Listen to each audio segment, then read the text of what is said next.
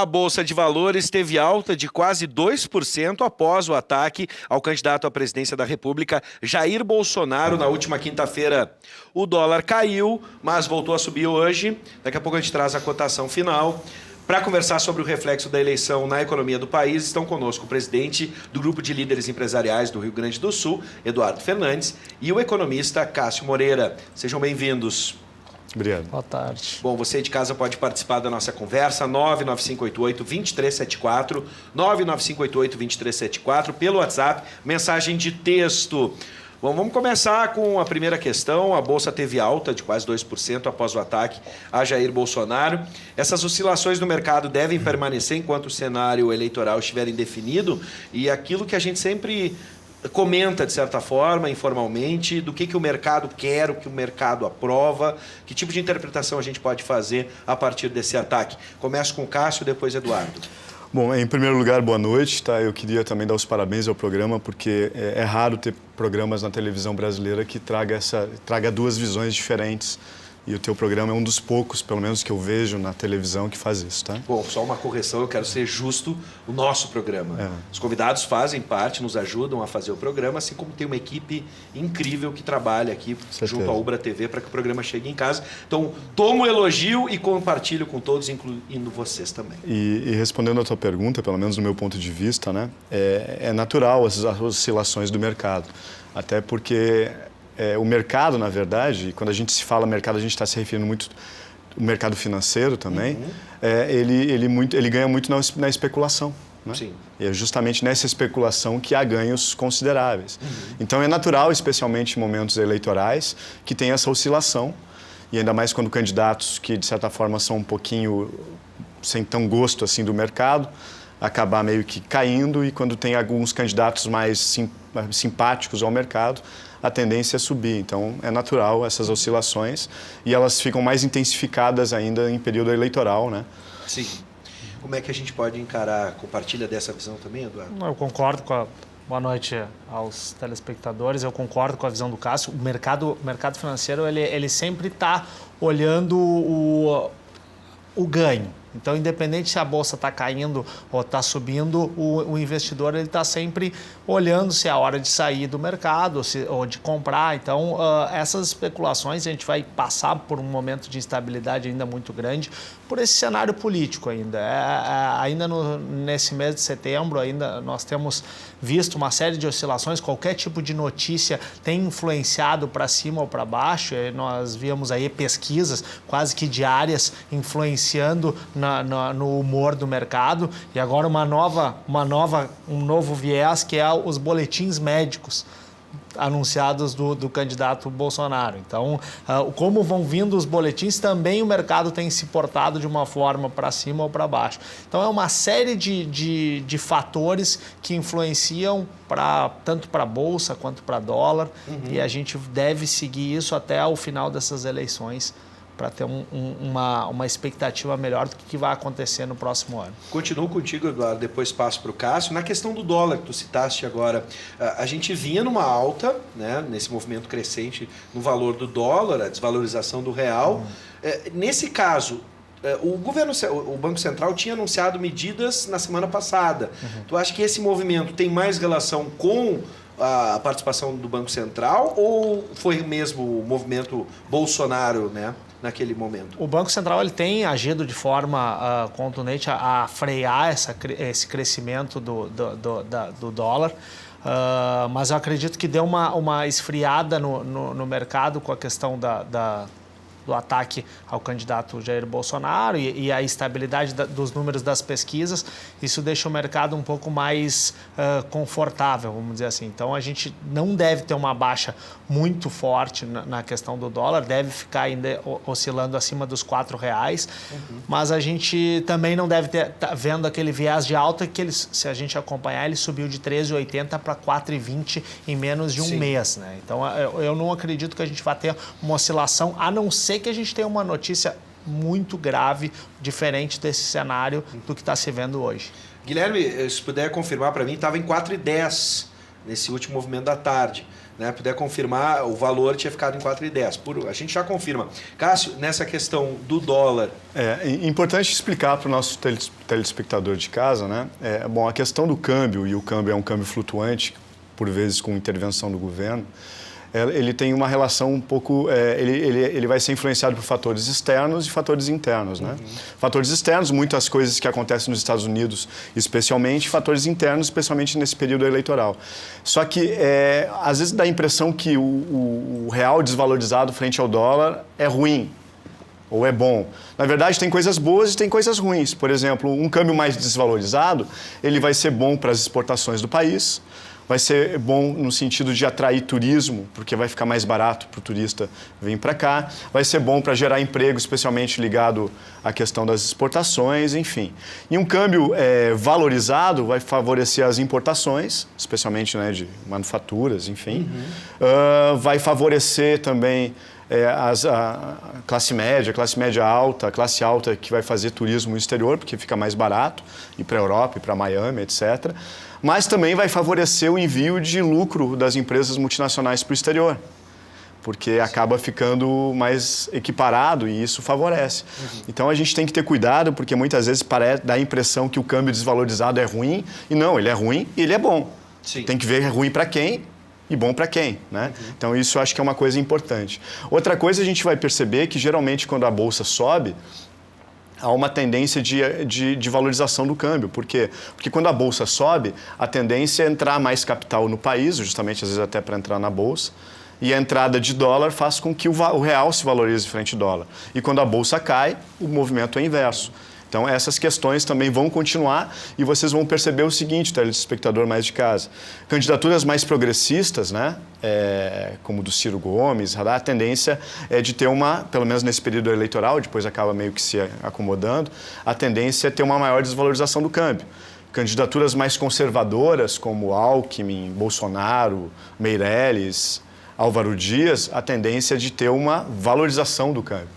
Então, vocês vão perceber que, dependendo da postura, se é mais conservador, se é mais progressista... Tu já está adiantando a segunda pergunta. Vou voltar nessa questão para a análise de vocês, que eu acho essa análise interessante. Só antes de a gente continuar com o Cássio e com o Eduardo, vamos dar uma olhada. A revista Valor Econômico está mostrando ali o valor comercial, né, o dólar comercial, fechou em 4,09, e aí a gente vê os outros dólares, as outras formas de se comercializar o dólar, como o dólar turismo ali, com uma pequena queda também. Né? Então, estão aí os valores para hoje.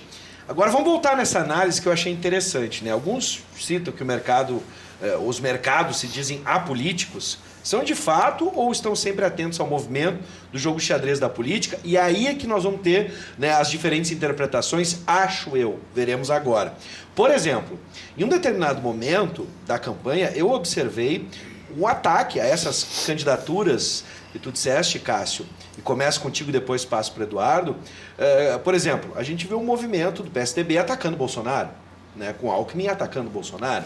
E aí fica aquela questão, né, são liberais conservadores, que tipo de liberais são esses, ou neoliberais?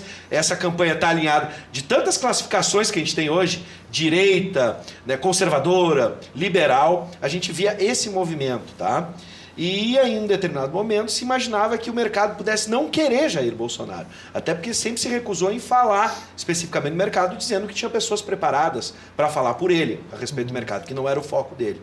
Hoje, dá para a gente rearranjar essa configuração política e dizer que Bolsonaro, sim, agrada o mercado por esse movimento ou não? Na tua concepção, Cássio. Bom, primeiro me permita fazer uma separação, especialmente para o telespectador de casa, que nem sempre é muito ligado à economia ou à ciência política. Eu vou dividir as candidaturas em reacionário, conservador, centro, progressista e revolucionário, tá? Dessas candidaturas, pelo menos no meu ponto de vista, né, o Eduardo talvez possa concordar ou discordar, o Boulos eu vejo uma candidatura mais revolucionária, que eu chamaria de extrema esquerda, né? A candidatura, provavelmente, do Haddad e do Ciro Gomes seriam candidaturas progressistas ou de centro-esquerda. A Marina eu classifico no centro, no meio, talvez um pouco mais à direita, né? E candidaturas de centro-direita ou conservadoras seria a candidatura do Alckmin, do Meirelles, do Álvaro Dias, para citar os principais. E reacionário, que seria a extrema-direita, a candidatura do Bolsonaro. Então, essa é a classificação que o pessoal gosta muito de falar de esquerda, direita, mas tem várias esquerdas, tem várias direitas, enfim, né? Eu me considero um cara de centro-esquerda e eu sou capitalista. Né? Eu acho que o capitalismo entre os sistemas vigentes é o melhor. A única diferença que aí talvez vá a diferença é a questão do meu entendimento da participação do Estado da economia, né? Como um keynesiano, enfim. Sim. Bom, aí tem a questão do Bolsonaro. Se tu pegares esse discurso do Bolsonaro antigo, uma das minhas especialidades é a análise de discurso, tu vai ver que o Bolsonaro votou no Lula, votou no Ciro, disse que votaria no Ciro, fez vários elogios ao Chaves, e isso fazia com que o mercado ficasse um pouco receoso, né? Só que com o Bolsonaro, talvez por estratégia ou não, enfim, ele acabou meio que trazendo um economista ultraliberal, que é o Paulo Guedes, e aí o mercado adorou, porque, de certa forma, todo esse discurso mais neoliberal acaba agradando muito os interesses do capital estrangeiro e principalmente do capital rentista, que é, de certa forma, o que domina no mundo hoje. Então, por isso que acabou tendo essa travessia. Se tu pegar vídeos e botar aí no Google Bolsonaro, Chaves, tu vai ver Bolsonaro fazendo elogios ao Chaves, né? Com uma visão até mais estatista da economia. Sim. E hoje um discurso completamente liberal, agradando o mercado, e o mercado, como vê que a candidatura do Alckmin acaba não engrenando, Sim. e há uma disputa dentro desse campo, né? Provavelmente pode ser uma disputa para o segundo turno entre Ciro e Haddad, e do outro lado entre Alckmin e Bolsonaro, e talvez a Marina disputando ali. Então, por isso que a candidatura do Alckmin começa a bater, mesmo que esteja um pouco perto do centro-direita, extrema-direita, e ambos com um discurso mais liberal. A candidatura do Alckmin começou a bater, pelo menos antes do atentado, né? Porque, de certa forma, o Bolsonaro acabou tirando votos do Alckmin. E aí, para recuperar, ele é o adversário no primeiro turno, embora eu digo para vocês, mesmo que há ataques ao Bolsonaro e tal, se um dos dois for para o segundo turno, o outro provavelmente vai apoiar, né? Sim. Tu acha que essa reconfiguração dele, nesse momento, foi anterior ao que aconteceu? Né, ao atentado agora? Essa reconfiguração de, por exemplo, ele se aproximar da direita? Não, mercado, não, e isso já está sendo uma coisa antes, muito antes do atentado, né? Claro. A partir do momento que a candidatura dele começa a ser posta, o nome dele começa a ser ventilado e ele tem uma legião de seguidores, etc., acaba meio que esse discurso veio com muita força. Um detalhe que eu vou incluir também na fala agora com o Eduardo é a questão da mudança da chapa do PT, né? Isso também é importante a gente falar. As pesquisas são completamente diferentes com a presença do ex-presidente e agora com a candidatura de Haddad. Bom, e nessa avaliação o mercado sempre já não olhou como Lula como candidato, como possível candidato. Isso foi sempre claro que não haveria a possibilidade do Lula vir a ser o candidato pelo PT. Então isso já iria acontecer. As pesquisas que mostravam ele à frente, esse impacto no mercado não se refletia. O que eu vejo hoje, o mercado em si, a classe empresarial, ela olhava dois nomes importantes, Alckmin e Meirelles, como se fossem os nomes principais. Mas com a chegada do Bolsonaro e trazendo o Paulo Guedes, que é um economista que tem exatamente o viés daquilo que o mercado quer ouvir, aquela diminuição do tamanho do Estado, a melhoria da eficiência das ações e coisa, o Bolsonaro ele acabou ganhando uma credibilidade também do mercado. O que eu acho que impacta mais nessa questão de ele estar à frente das pesquisas é a questão que ele se apoderou da questão da segurança. Esse é o fator fundamental. Hoje a sociedade ela busca por segurança. Então, esse fator, qualquer um dos candidatos que queira se posicionar na questão de segurança não vai conseguir, porque esse foi um apoderamento. Ele trouxe essa linha e hoje ele consegue entrar em qualquer uma das classes sociais com esse discurso e essa frente de mudança. Então, a sociedade já está um pouco, já está aterrorizada com esse dia a dia. Então, o Bolsonaro, eu vejo muito mais a questão na segurança do que na questão do mercado. E aí, essa questão do Alckmin tentando usar um pouco da força, batendo no Bolsonaro, já deve ter uma mudança. A partir dessa semana, a gente já deve ver uma mudança dos conflitos e da forma como que essas candidaturas vão se colocar, por causa do atentado. Então, é uma eleição muito diferente, muito dinâmica, O mercado, por isso, também reflete com essas instabilidades muito fortes, porque a gente tem 30 dias aí, é muito rápido, pouca captação de recursos, então os candidatos têm que fazer redes sociais, e aí acaba se acontecendo fake news e essas coisas. Então é uma eleição muito diferente. Por isso, acredito ainda que vai ter uma instabilidade muito grande do mercado e eu vejo, na nossa avaliação, o que tem sido feito é que o Bolsonaro já é um candidato do segundo turno. Sim. Aí a gente vai ter uma avaliação de quem deve chegar, ou Ciro, ou Haddad, ou até mesmo alguma chance do Marina e Alckmin entrarem. Mas a gente vê mais forte ao centro-esquerda. Deixa eu ver com a participação aqui, vamos botar na tela, 99588-2374, para você participar do programa. Né? A gente tem a participação, ele fala o seguinte: boa tarde, sou fã do programa, show, já ganhei prêmios, isso aí, tem que, se não participar não ganha, tá fazendo muito bem. O Paulo de Canoas, seja bem-vindo, Paulo. Mas fala um pouco do Bolsonaro, já que falaram do Lula. Vamos falar, e a gente está falando, né? Quer dizer que se o Bolsonaro morrer vai ser melhor para a economia? Né? Ele acredita que o Bolsonaro vai ganhar no primeiro turno. Bom, a gente já deu essa análise, né, Paulo, sobre a economia, né, como é que o mercado, na interpretação de cada um dos especialistas e convidados aqui, né, e incluímos a questão da segurança pública, que eu acho também é muito importante nessa campanha. Gostaria de saber se há uma previsão de taxa Selic e inflação. O Diego de Charqueadas, como é que vocês acham que termina o ano? Eu acho que isso está muito ligado à questão, pelo menos, não digo a taxa Selic, mas a questão da inflação pode estar ligada ao eleito, que a gente vai ter esse ano, né? O ano não acabou, vai até dezembro. Vocês acham que alguma mudança pode acontecer? Por favor, Cássio. Primeiro, eu acho, de certa forma, só resgatando um pouquinho o assunto anterior, é um pouco paradoxal que um candidato que se apresenta como nacionalista, que é o Bolsonaro, não fala no seu discurso o Projeto Nacional de Desenvolvimento, né? Ou seja, é um pouco paradoxal. Embora eu concorde com a questão de segurança, que talvez seja a principal. Muita gente que declara voto nele é por causa dessa questão. Mas essa questão da segurança vai ser de todos os candidatos, porque as pessoas, na minha concepção, muitas vezes algumas pessoas acabam não percebendo que a violência é uma equação que é desigualdade social e drogas, né? Ou seja, desigualdade social e drogas aumenta a violência. Tu tem que combater a desigualdade e também a questão das drogas. E aí, por consequência, tu vai conseguir combater a violência. Só que, como o nosso povo está muito assustado, acaba não quer esperar. Então, muitas vezes, acaba discursos, às vezes, um pouco mais fáceis, acaba parecendo solução para problemas extremamente complexos, né?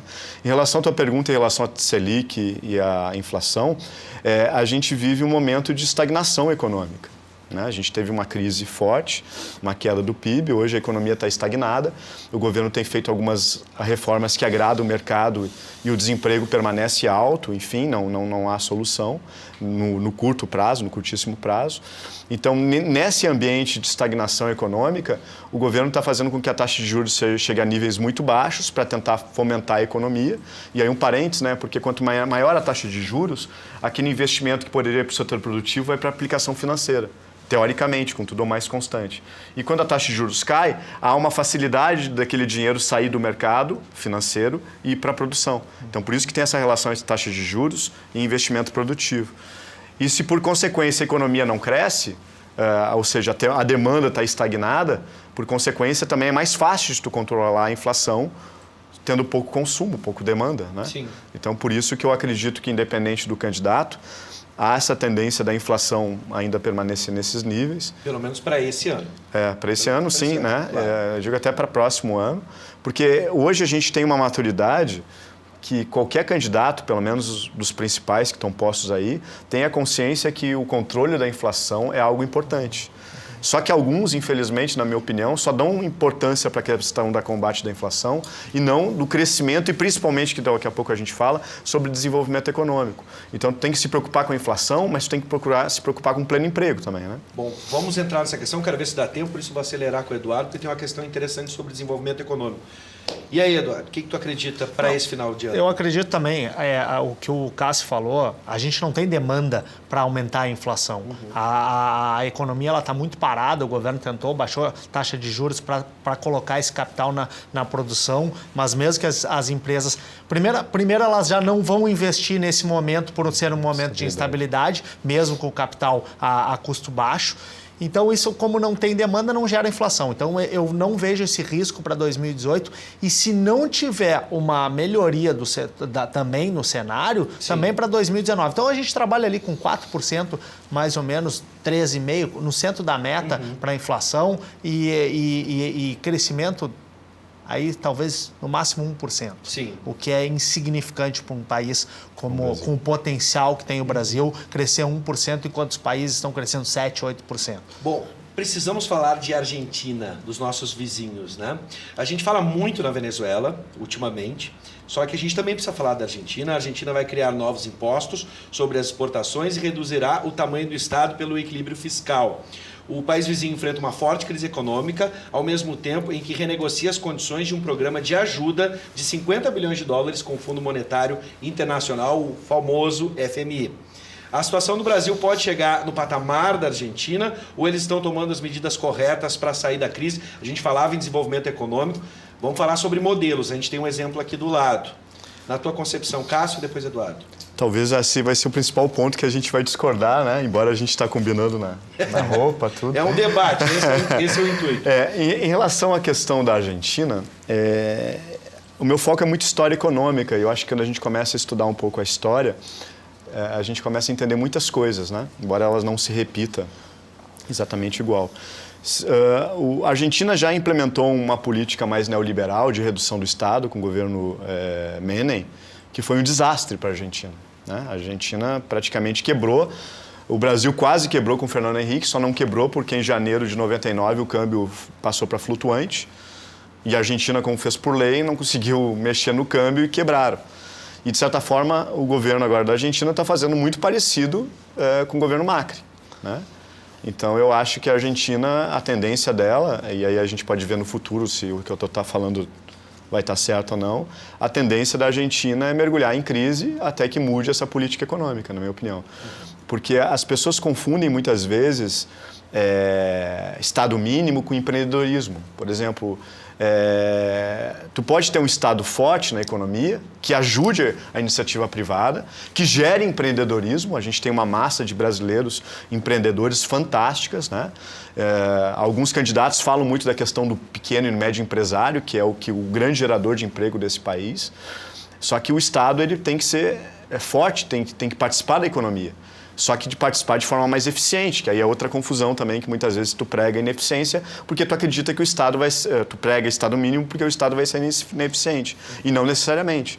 Se tu for estudar todo o processo de industrialização da Inglaterra, até ela começar a defender o discurso mais liberal, tu vai ver que teve forte participação do Estado, né? Depois que foi feita a Revolução Industrial, que a Inglaterra se tornou potência hegemônica como se tornou, aí que ela vai começar a defender o liberalismo. Um livro que eu indico é um livro chamado Chutando a Escada, que mostra como alguns países que depois chegam a um determinado grau de desenvolvimento, de crescimento, acabam meio que incentivando que outros países façam isso.